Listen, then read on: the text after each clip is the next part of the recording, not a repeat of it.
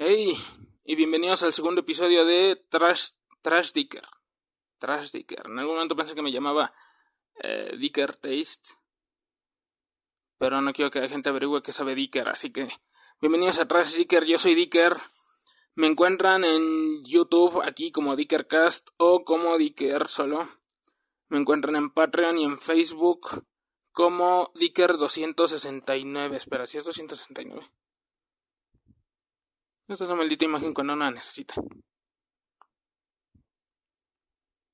No, corrijo, es Dicker 296. Era lo que me faltaba. Que fuera 269, además de ser un número ridículo, sería un número ofensivo. Ajá. Pues, me encuentran ahí en Facebook. Ok. El tema de hoy. ¿Cuál es la película perfecta? Película para iniciar, pero... respuesta sencilla, la película perfecta es Koyaanisqatsi. Véanla. Si no la han visto, véanla. Si la han visto, vuélvanla a ver hasta que se cansen. Yo ya la he visto como 13 veces. No me canso de ver esa película. No sé qué tiene mucho. No es que tiene que me gusta mucho. Sospecho que es por jugar SimCity desde muy pequeño, pero no lo sé. Bueno, es la respuesta corta. La respuesta larga es este audio. Desde hace bastante tiempo he estado buscando... cuando me intereso en algo, cuando me intereso en libros, cuando me intereso en películas, cuando me intereso en mangas, cuando me intereso en... incluso en podcasts, cuando me intereso en distintos contenidos modernos o antiguos, siempre me he preguntado qué es lo mejor, porque la cantidad de contenido que existe en este mundo es simplemente enorme. No podemos abarcarlo todo, y se acumula más y más, se acumula más y se acumula una cantidad mayor cada vez. Eso es un problema porque... ¿cómo decidimos qué es lo bueno?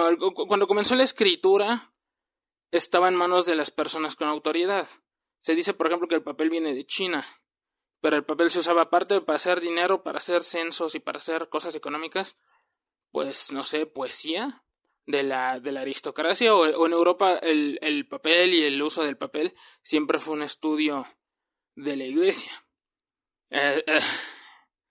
Hace poco un youtuber que estaba buscando un documento antiguo llamado el Scoticronicon, que era un libro de historia escocesa que fue escrito por un abad.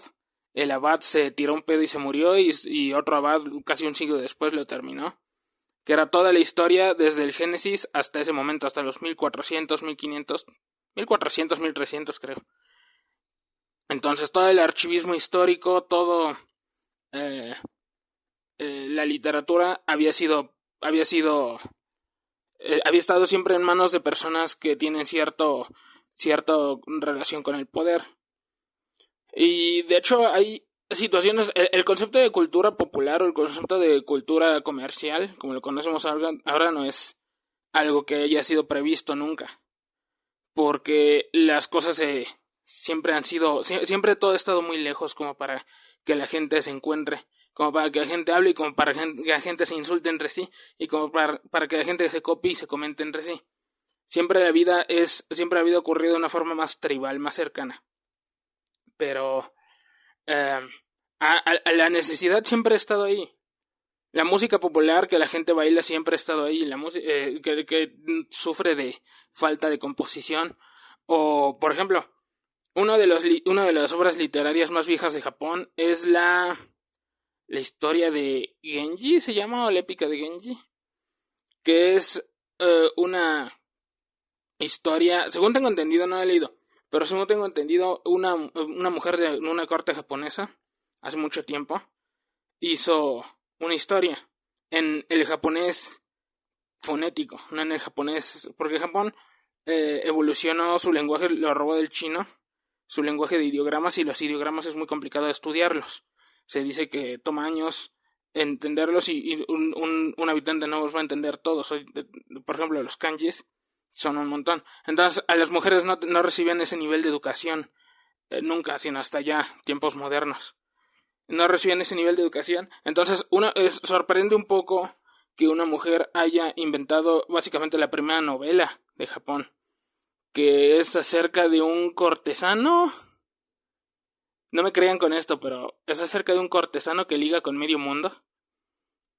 O sea que posiblemente no solo inventó las novelas japoneses también inventó las novelas ligeras. Estilo, ya saben, Susumiya Haruhi y todo eso. El asunto es que y esta novela se escribió por la restricción a un estudio de kanjis que solo veía como literatura perfecta la poesía. También cuando en Occidente, cuando se hablaba de escribir, solo es que se escribían poesía, historia o religión y poco más. Y si acaso alguna crónica de historias viejas.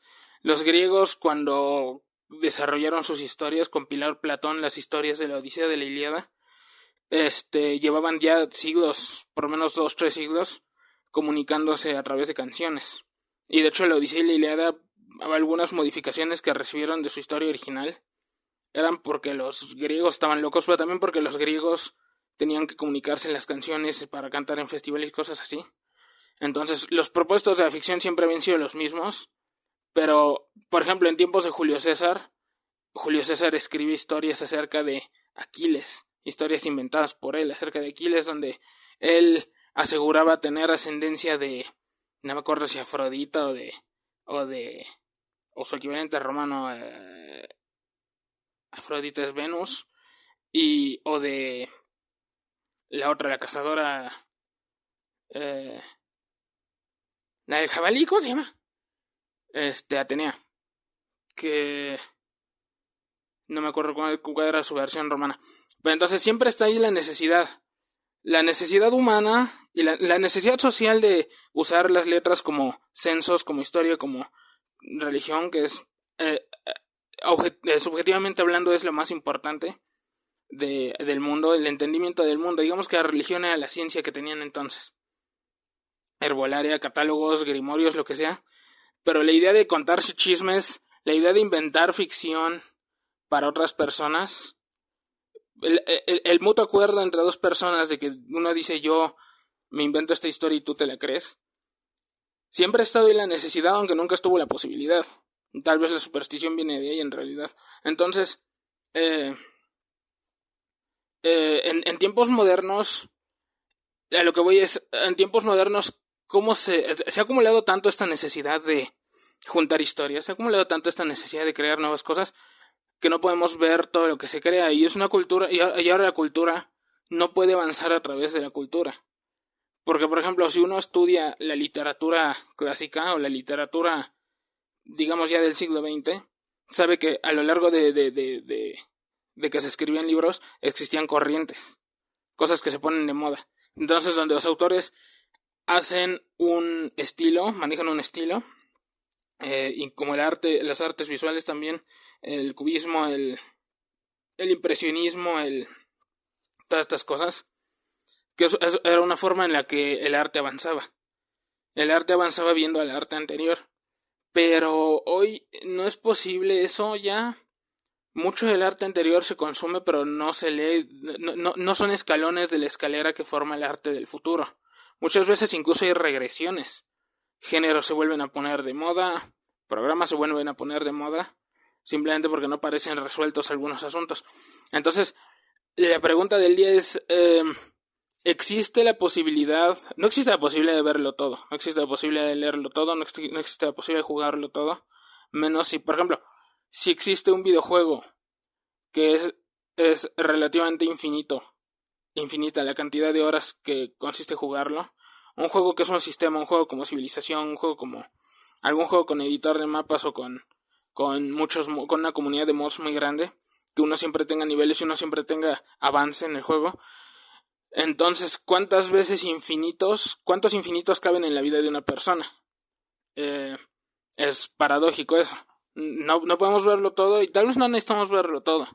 Pero si uno elige, debo ver solo las mejores cosas, que es más o menos la postura que se sigue hoy en día, ¿no? Es decir, por ejemplo, cuando alguien ve los Óscares, cuando alguien ve alguna premiación, se da a entender que o hay algo que gusta a la gente y que es intangible y hay que premiar eso que gusta a la gente, o lo opuesto, hay alguna técnica o algún desarrollo que debe ser premiado y debe ser ofrecido a la gente para que lo tome como como eso, como un escalón en la escalera de su apreciación del arte que se esté hablando. Pero también eso como que no funciona porque la gente premia y la gente sigue lo que ve. Y muchas cosas no se ven, hay mucha buena música ahí fuera que no se oye. Hay muchos juegos que quedaron olvidados, hay muchas películas que les tenemos miedo porque son muy viejas. Entonces, más aún, la primera pregunta es si existe una obra perfecta, si existe un libro perfecto, si existe un cómic perfecto. Aparte de Watchmen, si existe un videojuego perfecto, ¿podríamos reconocerlo? Tal vez no.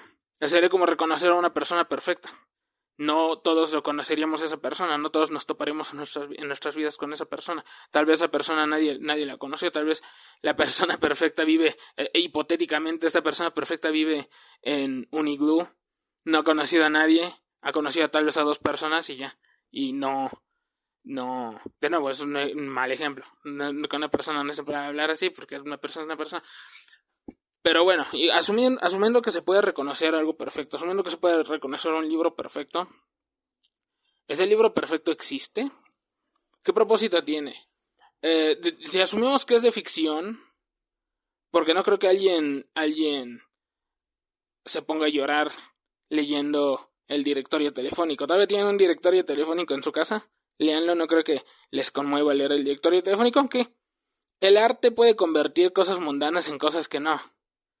Un directorio telefónico, por ejemplo, alguien puede llamar a las personas del directorio telefónico y ver quiénes contestan.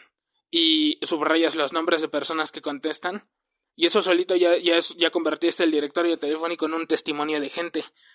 De cómo cambia la vida de la gente y cosas así. Es decir, hay que ser imaginativos, hay que ser creativos. Pero así leyendo un directorio telefónico como si nada de esos de que daba el gobierno, que dan las compañías telefónicas. O había unos que daba Yahoo. No sé si alguna vez llegaran a verlo. Ya creo que ya no se manejan directorios telefónicos en muchos países por seguridad, no sé por qué. O porque ya hay tantas compañías de teléfono en cada país que una sola compañía no puede tener el canon de teléfonos a su disposición. O los derechos para mostrar todos los teléfonos a su disposición. O tal vez simplemente ya no es necesario. Digo, ya si se puede encontrar a cualquiera por su teléfono de estos del planos, los smartphones. Pero bueno, asumiendo que es posible reconocerlo, ¿existe el libro perfecto?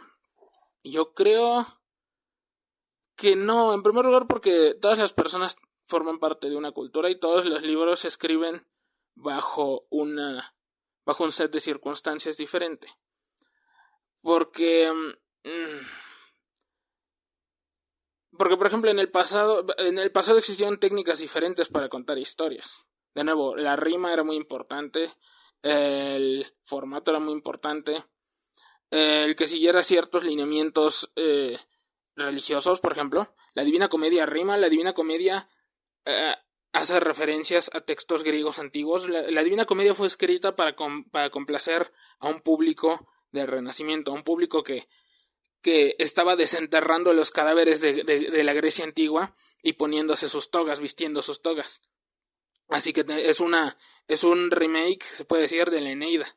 Por eso Virgilio aparece como el guía de Dante Alighieri en la Divina Comedia. Entonces, era un interés solo de esa época. Y quien lea la Divina Comedia en español ya se perdió de mucho. Pero el contrapunto es, quien lea la Divina Comedia en la época no va a entender muchas de las referencias que hace. Entonces, aunque un idioma cambie el cómo recibes este libro, la Divina Comedia también se beneficia mucho de leer una versión anotada. Porque está llena de referencias bien oscuras, bien raras, acerca de personajes de la época o personajes que conoció Dante Alighieri. Puedo hacer un capítulo acerca de la Divina Comedia. Bueno, no importa. Una persona del pasado tenía un aprecio actual de la Divina Comedia, pero una persona del futuro tiene un aprecio informado de la Divina Comedia. Entonces estas 2 personas nunca van a tener la misma imagen de la Divina Comedia. Para nosotros la Divina Comedia es más un libro de... Bueno, hay mucha gente que cree que la imaginería de la Divina Comedia era canónica con la religión católica. Nunca lo fue. De hecho, también hay mucha gente que piensa que la religión católica era muy opresiva con respecto a los textos que se podían escribir y publicar acerca de Dios y acerca de las cosas. La Divina Comedia era súper apócrifo y nadie le importa. Pero tenía estilo y rimaba en su tiempo. Y un lector de ahorita le entiende más o un lector de entonces le entiende más. Y además, ¿cuál es la técnica o cuál es el mensaje que trata de dar? Tal vez el libro perfecto es el libro que trata de dejar un mensaje perfecto. Por ejemplo, una autobiografía puede ser perfecta. Si una autobiografía está estilizada y muestra una realidad más allá de donde está, ¿la hace más perfecta o la aleja de la realidad y como tal le quita perfección? O, por ejemplo, hay géneros que no existían entonces. La idea de existir un libro de terror, entonces les habría parecido muy extraño. Tal vez existían grimorios entonces, en la Edad Media, en el Renacimiento, pero no eran escritos como libros de terror. Eran escritos como libros de información, como libros de ciencias. Está este libro Haxan o Hexen, la guía de las brujas o la historia de la brujería. Este libro no es escrito como una anécdota de terror. Hay dos adaptaciones de historias de este libro, por lo menos dos que yo conozca. Una se hizo en una película, una de las primeras películas suecas, noruegas, no me acuerdo, de un país ahí de Europa, que de esos con lenguaje complicado. Y otra adaptación se hizo en Japón, Belladonna o Veladona de la Tristeza. Otro día hablamos de esta. Es un libro que ha tenido un inesperado influencia cultural a lo largo del tiempo. La película europea, por cierto, es como de 1918, es viejísima. Es de esas películas súper terroríficas que para hoy en día se ven muy, muy saca de onda. Entonces, la gente no escribía acerca de los horrores de las que habitan en la oscuridad con la intención de emocionar a un público post-industrial que necesita emociones en su vida. Era un libro para informar a un público medieval acerca de los riesgos del bosque. Era una Pokédex, era un catálogo de seres mágicos y dónde encontrarlos. Entonces, y de riesgos acerca de la brujería en este caso. Entonces, hoy les tenemos una apreciación diferente. Alguien que le gusta el estilo gótico, el estilo de las gárgolas, el estilo de los vampiros, va a ver estos libros, estos grimorios, con unos ojos muy diferentes, con unos ojos puramente estéticos, con unos ojos que se filtran a través de las películas de horror de los 30, de los 20, y a partir de ahí para acá, del arte moderno. Bueno, moderno. Del arte moderno, pero no de la corriente de arte moderna. Entonces, o de arte popular. Entonces, ¿qué otros libros había entonces? Por ejemplo, existían libros de debate filosófico. Galileo escribió uno donde un personaje llamado Simplicio representaba al Papa. El Papa le dijo que dejara de joder, que si no quitaba esos personajes y esos insultos le iba a castigar. ¿Sí fue Galileo o fue Copérnico? No, creo que fue Copérnico, perdón. Entonces, y tenía unos argumentos muy interesantes. Decía, por ejemplo, que si Aristóteles estaba equivocado o correcto acerca de la posición de la Tierra, y la respuesta es: aunque Aristóteles haya inventado la filosofía, un fabricante de órganos no es precisamente un músico. Entonces era un libro de debate filosófico. Y el libro de debate filosófico hoy en día, si tomamos uno de esos libros, serían, dependiendo de quién es el autor, dependiendo, por ejemplo, si leemos un libro de Spinoza, de Levins, de esos, entonces todavía tiene vigencia, pero un libro así es posiblemente que ya no nos sirva de nada. Es muy posible que ya no nos sirva de nada. Otros géneros que existieron con el paso del tiempo fue, bueno, los catálogos de biología y esas cosas, los libros de ciencia verdadera. Pero los libros de ciencia verdadera no precisamente sirven para estudiar ciencia hoy en día. Los libros de Sigmund Freud no son más que una curiosidad para los psicólogos modernos. Los libros de no sé, de Einstein, sus tesis de relatividad, esas cosas, no se estudian. Existen libros física de Sears o física de tomos de física de algún editorial de estudio, no sé, McGraw-Hill o una de esas, que sirven para estudiar. Los libros viejos, si uno busca libros viejos, es como decir, voy a usar un abrigo. Voy a usar un abrigo porque tengo frío. En lugar de comprarme un abrigo de alguien que ya compiló, ya consiguió pieles de abrigo, voy al bosque, mato unos animales y yo me armo las coso y los urso y me armo mi abrigo. Entonces, los libros de consulta actuales son diferentes que los libros pioneros que se usan para discutir de ciencia, así que tampoco ese género tampoco puede alcanzar la perfección fácilmente, a menos que exista un libro de todas las ciencias con todos los conocimientos, una especie de almanaque del año 2500 que traigamos al día moderno a través de una máquina del tiempo. Tal vez ese sería el libro de ciencias perfecto, que ya tenga no sé, la teoría del campo unificado por fin resuelta, cosas así, o la de las cuerdas, la de las hipercuerdas. Entonces tampoco ese tampoco es un género. Luego, creo que el primer género de farsa, no sé si de farsa, sí, los primeros géneros de farsa literarios vienen del teatro. Y estamos hablando, por ejemplo, aquí de en Occidente, de 3 tradiciones teatrales. La española, que ya sabemos quién es el padre de la literatura española, Miguel de Cervantes Saavedra, que es una literatura un tanto insidiosa, un tanto crítica, un tanto, no sé, deconstructiva, pero no es muy útil ni en la vida ni como ficción. Es decir, si nos basamos en una literatura que nació de sus obras de Don Quijote y esos, es un libro que tiene muchas cosas que decir acerca de muchos aspectos de la vida, pero por lo general son palabras insidiosas y palabras inútiles las que dice.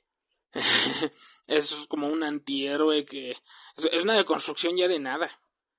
No sé qué es.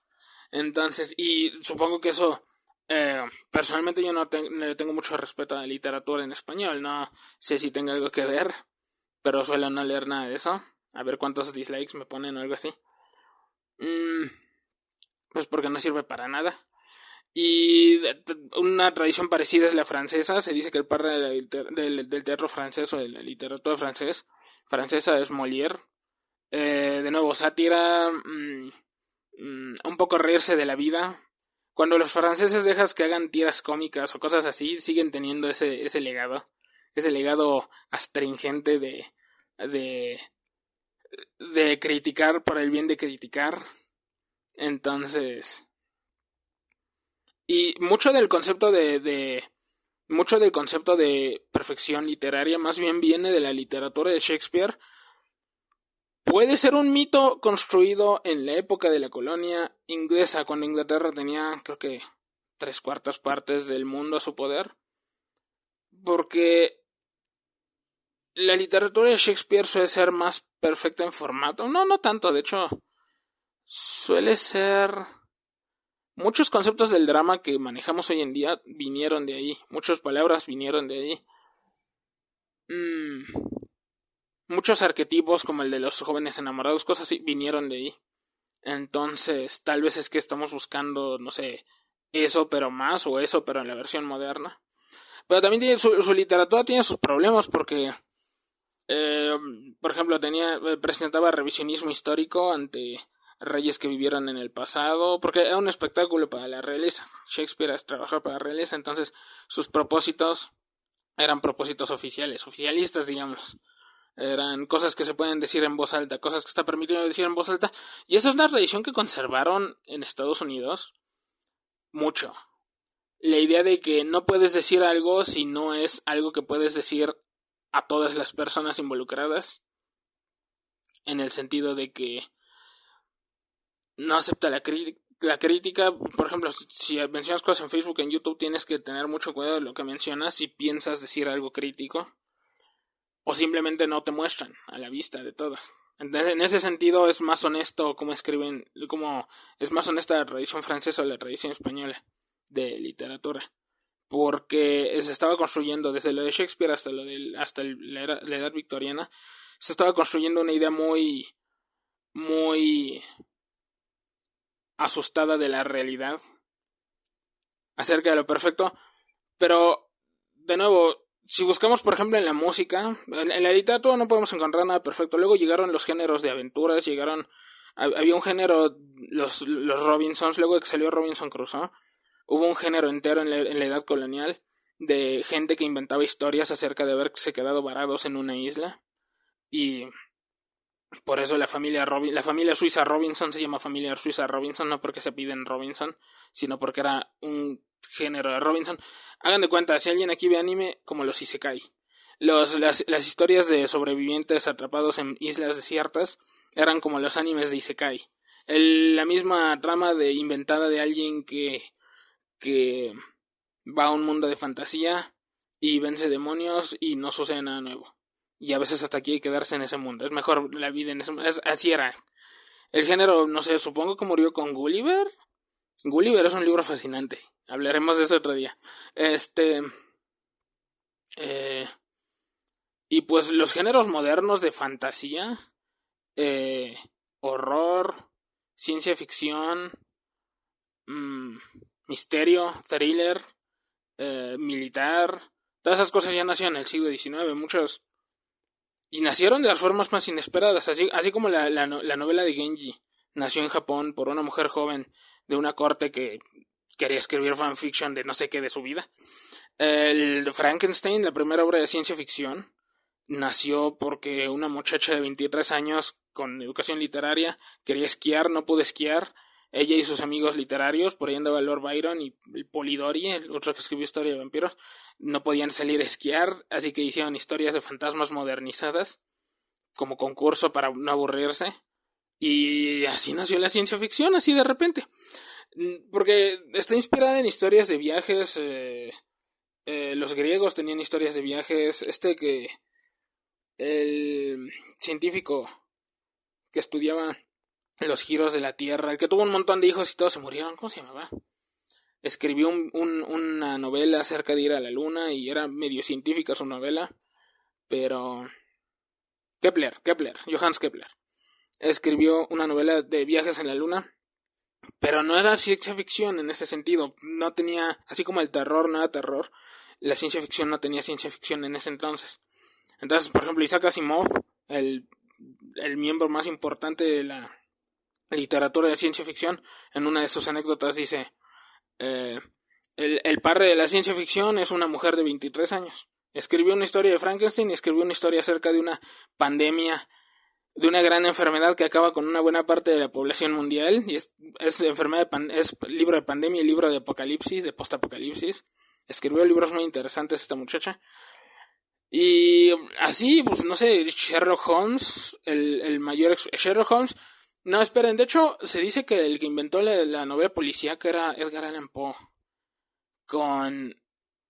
Habrá sido con Asesinato en la calle Morgue. Esa película donde el asesino es un mono. Spoiler, lo siento.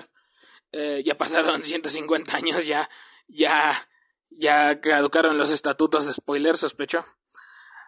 Algún día me gustaría leer Sherlock Holmes. Si leo Sherlock Holmes, voy a comentar cada libro que leo aquí, porque tengo mucho que investigar, no solamente como protonovelas de misterio y de detectives y de thrillers, sino por otras razones. Y todos esos géneros son modernos, así que si existía la novela perfecta no puede haber existido antes.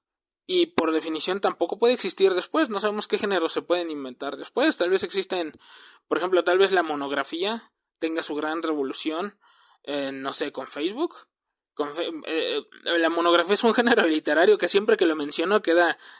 la gente se saca de onda. ¿Qué es eso?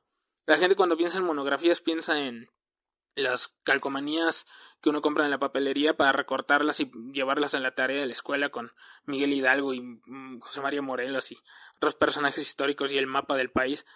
Pero monografía es un género literario, en realidad. Tienes una imagen y escribes un relato o una descripción acerca de la imagen. Y no he visto a nadie tomarse en serio. Sí he visto libros donde manejan algo parecido a monografías, pequeños cuentitos, cada uno con una imagen. Alguien una vez me habló de un libro así, que le importó mucho cuando... No importa. Entonces, y Facebook es un formato que permite totalmente el manejo de monografías. Cuando ven algún perfil de alguien que se toma una foto y cuenta su aventura, o cuando ven existen grupos de Facebook acerca de historia. Cuando ponen una foto del 1920 y explican cómo era la vida en esa época, técnicamente eso es una monografía o puede convertirse en una. Y es un género literario inexplorado y no observado, todavía no analizado a fondo en esta época. No sabemos qué géneros pueden aparecer, entonces la perfección técnica en la literatura es difícil de definir, porque libros más modernos tienen enfoques más psicológicos de los personajes y hablan acerca de cosas más relevantes y actuales para las personas que lo leen. Los bestsellers son famosos y su importancia no está en la historia que tratan, sino en la cercanía de que todos están viviendo la misma experiencia, que algo, por ejemplo, es escandaloso. Por ejemplo, hace unos años, hace ya bastantes años, se puso de moda en varios países ese libro de 50 sombras de Grey. Es un libro basura, pero es una basura que mucha gente leyó, así que comparten algo. Harry Potter es un poquito basura, aunque a mí me guste Harry Potter, es un poquito basura, pero es basura que mucha gente leyó y de niños, así que comparten algo, es algo relevante. Juegos del Hambre, literatura juvenil como Juegos del Hambre, esa donde corren en unos laberintos también. Son libros que gente comparte, se ponen de moda un rato, la gente los ve como eventos del momento y los deja por ahí botados. Cañitas, aquí en México, Cañitas es un vil bodrio y aún así fue un evento, y fue un evento compartido por mucha gente. Entonces, y con estas anécdotas personales la perfección técnica se vuelve algo más rápido, más inalcanzable aún. Eso en literatura. Y ya pasamos de media hora. Yo tenía planeado hablar esto durante media hora, pero voy a seguirle. Vamos a ver si esto no se borra a medio grabar. Ajá. Eso en literatura, pero por ejemplo en música es más fácil medir la perfección. La perfección musical puede definirse como tal vez la música está mejor hecha. O la música que tiene más voces cantando bien, más voces no solo de personas, sino más voces de instrumentos o armonizándose bien en una sola obra. Puede ser. Y la música, a diferencia de literatura, la música ha tenido una evolución bastante firme. Hasta hace poco, la música clásica evolucionaba por partes. Y había algunos defectos, por ejemplo, la iglesia en algún momento tenía miedo de la música polifónica. La música polifónica, que tiene más de un instrumento, que tiene más de un sonido diferente, pensaban que era una distracción o que era una seducción del diablo o algo así. Hubo que pasar por esa barrera. Hubo que pasar por la barrera de lo difícil que es educar a alguien en música, por el invento del pianoforte. Hubo que pasar por varias barreras. Y la música clásica siempre fue la gran barrera. La música clásica que hoy en día es dominio público, que hoy en día yo puedo poner música clásica aquí y aún así conservar los derechos de esta grabación. En su momento era un pasatiempo elitista para gente rica, para aristócratas, como de costumbre. Entonces, su perfección estaba limitado, el efecto social que podía tener su perfección. En ese caso, tal vez sí existe. Si hubiera seguido así el mundo, tal vez con el tiempo habría avanzado más la música hasta un punto de más refinamiento, no sé. O tal vez ya era imposible. Porque la música popular, la música de baile, siempre ha dominado un poco a la gente. En el siglo XX, que era lo que comenzaba siempre la música. Mucha gente, cuando recuerda su época de donde vivió, por más ancianos que sean, si vivió el siglo XX lo vivió a través de música de baile. Y hoy en día mucha música, para bien o para mal, mucha música es popular y es no refinada, mucha música famosa es no refinada y es no para ser escuchada. Lo que entonces, cuando la música pasó de ser un privilegio intelectual a ser una experiencia juvenil, tendría que ser en los 60s o tal vez en los 50s, cuando llegó el rock and roll y esas cosas.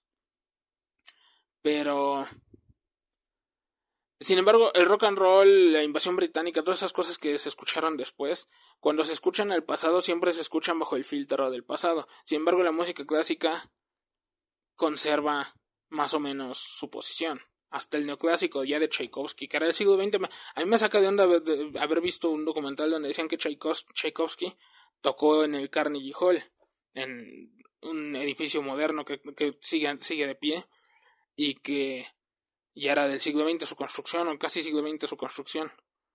Yo antes pensaba que artistas como Tchaikovsky eran puramente del pasado, de tiempos imperiales y cosas así. Entonces, no sé, la música iba a alcanzar su perfección, pero no lo logró.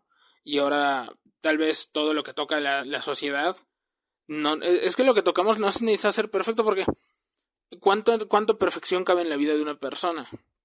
Si asumimos, hay muchos aspectos en la vida de una persona, morales, estéticos, y una persona solo vive lo que vive, y mucha de la vida consiste en conservar la vida misma. Entonces, ¿qué tanto de la lucha por la perfección en qué tanto de la lucha de perfección puede participar una persona si además quiere cosechar un poco de lo que existe para su propio aprecio? No como una forma de sacrificio, sino como algo en lo que participan, así que es imposible buscar la perfección en las artes populares o en las artes comerciales, supongo, es algo que no se puede simplemente. Pero ya ni digamos el videojuego, por ejemplo, el videojuego nació en el siglo XX, nunca no existió videojuego tradicional. Tal vez se puede considerar que el videojuego y el juego de mesa son el mismo arte, pero no estoy seguro. En cuyo caso el juego de mesa más perfecto hasta ahora es el ajedrez, se puede decir. Incluso no es tan perfecto. Se han hecho modificaciones al ajedrez, el ajedrez antes se jugaba con dados, imagínense. Por ahí por el 1500 alguien lo modificó. Entonces, el juego tampoco es una idea vana pensar que algo puede ser perfecto, que algo puede ser lo único que debe ser apreciado. Sí existen cosas de más calidad que otras cosas, pero por ejemplo, no sé si han notado, pero cuando se habla sobre la crónica del entretenimiento, se suele hablar de la edad de oro, la edad de plata y la edad de bronce. Y la edad de oro suele considerarse que es cuando comenzó este entretenimiento. La edad de oro de los cómics, van a decir, es la era en la que el Capitán América y el Superman golpeaban a Hitler en la cara porque era un personaje que existía y era propaganda. Que se necesitaba emitir para motivar a los niños y hacerlos pensar que el mundo iba mejor y no tener que explicarles todas las complicaciones de la guerra. La edad de plata de los cómics es en los 60s, cuando una nueva generación de niños llegó, y pues es la época de las portadas llenas de letras, la época del Hombre Araña, la época de los Hombres X, la época de Hulk, la época de Thor. No, de los Vengadores, no, que yo sepa, los Vengadores era un cómic de desecho antes de las películas, todavía hasta los 90s. No era precisamente su Liga de la Justicia. Y muchos cómics se resetearon en los 60s con otro formato más moderno. Y la edad de bronce de los cómics sería, pues, tal vez los 70s, los 80s, cuando ya era más normalizado leerlos en los periódicos y cosas así. Cuando aparecieron muchas tiras cómicas más modernas. Y entonces, ¿en qué era vivimos? Y ya nos perdimos lo mejor. También, cuando hablan de la edad de oro de los videojuegos, siempre dicen los arcades, las maquinitas, los piu piu piu. Y la edad de plata de los videojuegos, pues las consolas esas de casa que parecían reproductores de VHS. Que dices, ¿cómo va a ser esa la edad de plata de los videojuegos si los niños en esa época nada más podían tener 2-3 videojuegos y esos 2-3 videojuegos eran imposibles de terminarlos, no eran experiencias completas? Y pues no sé, la edad de bronce de los videojuegos no sé cuál sea.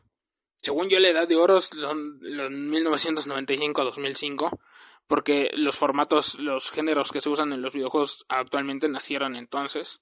El MOBA nació de Warcraft 3, el Survival Horror nació de Resident Evil. Todos los géneros ahí andan. Las novelas visuales comenzaron.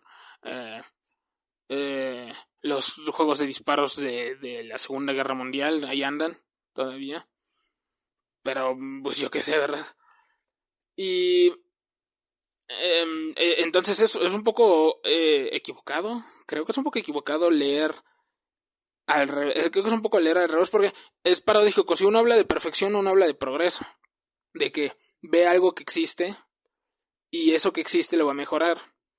Por definición, si la perfección está asociada con el progreso, entonces las cosas perfectas todavía no las hemos presenciado. La música perfecta no ha llegado porque se va a hacer con instrumentos que todavía no existen.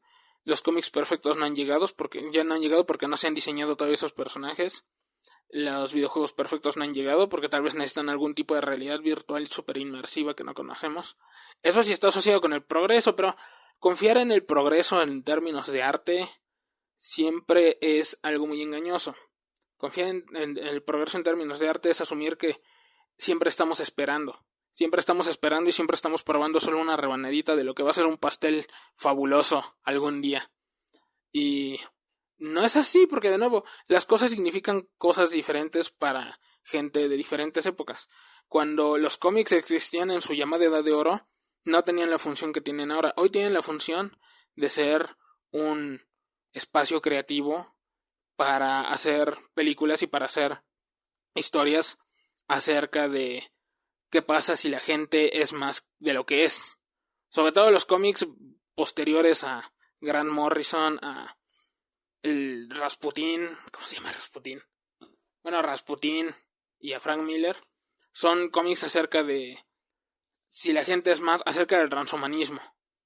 Sin embargo, los cómics en los 30 no eran eso. Los cómics en los 30 eran un apoyo para que los niños jugaran, para que los niños, si estaban cansados de jugar a los vaqueros y jugar a los superhéroes y cosas así, podían leer cómics de vaqueros y podían leer cómics de superhéroes para que les sirvieran como guías para jugar. Y lo mismo el cine. El cine hoy... De hecho, el cine o alcanzó su fórmula perfecta en algún momento y no nos enteramos, o en algún momento se dio por vencida. Porque el cine ha cambiado muy poco. Es sorprendente. El cine ya tiene... a veces dicen que el cine se inventó como cine ya en el 1890 y tantos. Si es así, el cine ya tiene como 130 años. Y no avanzó más, pero tal vez no lo necesita. El cine no avanzó más, pero tal vez no lo necesita.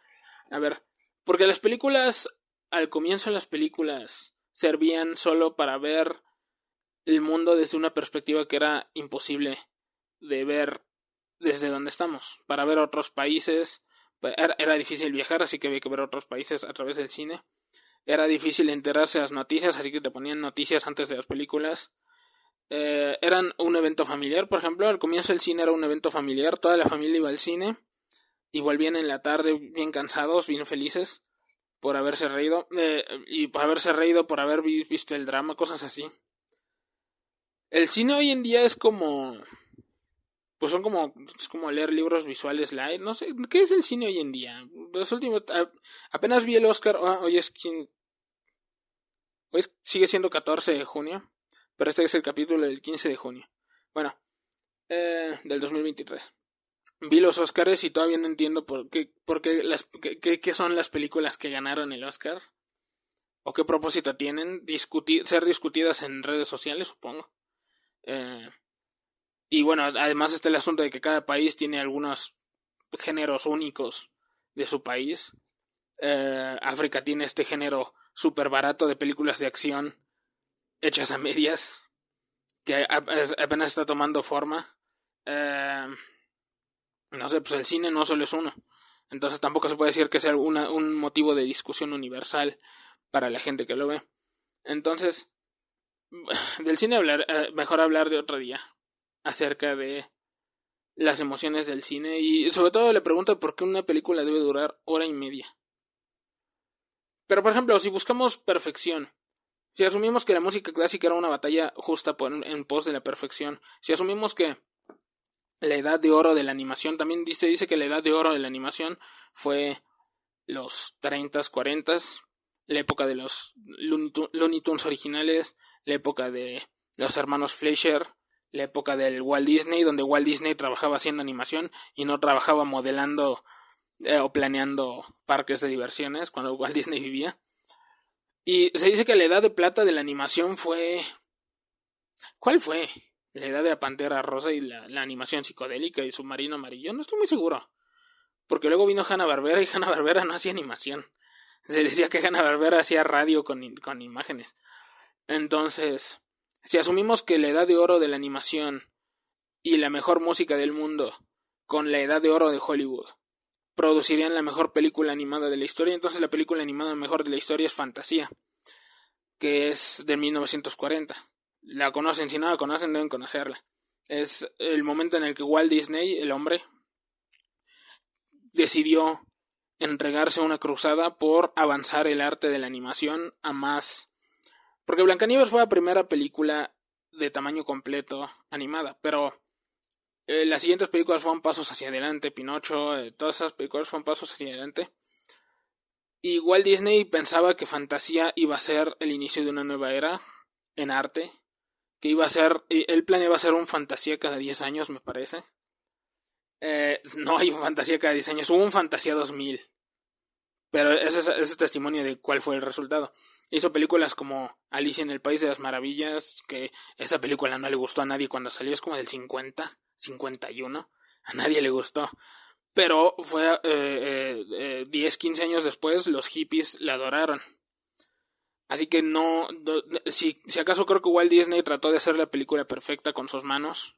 Y en cierto sentido tiene razón al pensar que la animación iba a crear algo más perfecto que las películas actuadas, que live action, porque en la animación tú lo controlas todo. No hay aspectos accidentales de la animación, así que incluso hoy en día la animación tridimensional tiene aspectos accidentales, pero por reducción de costos más que otra cosa. Pero la animación hecha a mano, como la que ya no se hace, con música clásica, sin palabras para no añadir drama innecesario. Eso es otra cosa. Cuando buscas la perfección, a veces añadir cosas no sea algo más perfecto. Por ejemplo, poner música clásica y hablar no hace que el discurso del que se habla sea mejor por tener música clásica. Tal vez rompe la música clásica y la empeora. O tal vez no, tal vez la mejora. Jim Morrison, el de los Doors, en algún momento le dio por escribir poesía y la leía con, no sé, con música. Este tema, por lo menos yo con un tema en particular, no tengo el nombre, pero eso tal vez sí mejora. Tal vez es una unión que mejora, pero a menudo unir dos cosas no hace algo, no da un producto más grande que la suma de sus partes. En ese sentido, la perfección no se junta uniendo cosas. Si ponemos un videojuego que también sea una telenovela super dramática, que también sea que tenga música clásica, que tenga que se juegue en línea, que sea un live service game, no estamos creando una forma de arte con muchas cosas, estamos creando una forma de arte sin nada, y que no se puede apreciar nada de lo que tiene pegado, un gran catamari del mal que no sirve para nada. Y en ese sentido, por ejemplo, Rockstar, en videojuegos, Rockstar está tratando de hacer un videojuego llamado Everywhere, a todas partes, donde supuestamente se puede hacer todo, un simulador de mundo donde puedes hacer lo que se te antoje. Eso es otro asunto, es un tema diferente, pero tampoco es perfección. Cuando un juego ofrece tenerlo todo, que puedes hacerlo todo en el juego, a menudo no es así. A menudo no es así, o a menudo pretenden que sea así, pero no lo logran. Entonces, ¿qué es perfecto? Nada es perfecto. Lo que es como decir que yo conocí a alguien que sea perfecto. Uno conoce a lo que conoce. Y uno puede buscar conocer a otra gente y aprender de gente de la que se puede aprender más. Y uno puede convivir con gente que confía más en compartir emociones o en compartir momentos importantes. Eso puede ser mejor, pero no precisamente es perfecto. Y no existe. Si en algún momento alguno de ustedes tiene la meta de hacer un gran libro, de hacer una gran película, de hacer un gran videojuego, a menudo lo que hay que hacer es abrazar el género, abrazar las limitaciones del género, porque el género le da una guía a los que lo ven. De por sí es arrogante pensar que uno puede hacer algo perfecto y hacer que la gente lo reciba, que como si nada, y que sus vidas se mejoren en puntos de perfección por haber apreciado eso. Es banal y es imposible. Entonces, no hay libro perfecto, no hay película perfecta, no hay videojuego perfecto. Por definición, si poseen un género, eso les permite ser apreciados por la gente, pero eso también sacrifica su oportunidad de ser perfecto. Tal vez existen técnicas perfectas de música, tal vez existen algún poema o algún algoritmo de letras que da palabras que comunican al más 100% un sentimiento. Tal vez existen formas de enlatar un sentimiento en palabras, o tal vez existen formas de, no sé, de hacer un una receta de cocina que siempre vas a ver a emociones, alguna emoción en particular, sin importar quién la pruebe. Pero no lo creo. Incluso si fuera así, probablemente no sirve de nada. Probablemente es nada más un objetivo académico que gente busca obtener. Que gente puede buscar obtener, pero luego no saber qué hacer con ello. Ni en el momento en el que se toca esta hipotética perfección, si existiera una escultura perfecta, si existiera... Porque, por ejemplo, una escultura puede ser perfecta porque es muy bonita, pero también puede no ser perfecta porque no representa a toda la humanidad. Cuando salió la sonda Voyager, ¿fue cuando salió la sonda Voyager? La esposa de Carl Sagan, creo, dibujó a las figuras desnudas, no sé si fue con la Voyager, que están en el disco de este grabado de la Voyager, y los dibujó sin rasgos sexuales correctos, porque tal vez lo consideraba obsceno, porque pensó que alguien lo iba a considerar obsceno. Entonces no nos representa si los alienígenas ven eso, ven ese disco. Es un disco famoso donde están un hombre y una mujer desnudos, tomados de la mano, creo. Entonces, si ven ese disco, van a pensar que tenemos una forma que no es precisa de cómo tenemos la forma. Entonces, lo perfecto lo tocas y dejas de ser perfecto. Puedes hacer algo perfecto sin tocarlo, tal vez. Puedes armar un barco dentro de una botella, tal vez. Pero dentro de la botella no sirve para absolutamente nada. Tapas la botella y hasta se puede romper estando ahí dentro. Puedes no usarlo, pero sí puedes acabarlo destruyendo estando ahí dentro. Pues no sé a dónde más lleva esta discusión. Me dejan si pueden en los comentarios qué opinan al respecto. Si ustedes piensan que hay algo perfecto, si existe alguna película perfecta que, aparte de Koyaanisqatsi, si conocen algún videojuego, alguna escultura, algún libro que sea simplemente perfecto, que sea objetivamente perfecto, que cualquier persona de cualquier cultura pueda apreciar, aún reducida, y decir esto es perfecto. Me gustaría conocerlo, eso me ahorraría muchos problemas en la vida, ¿saben? Bueno, ya saben dónde encontrarme. Déjenme comentarios en Facebook, déjenme comentarios en YouTube. Si les parece que hablo muy fuerte o muy bajito, me avisan. Esto apenas está empezando, va para largo. Y nos vemos la próxima semana.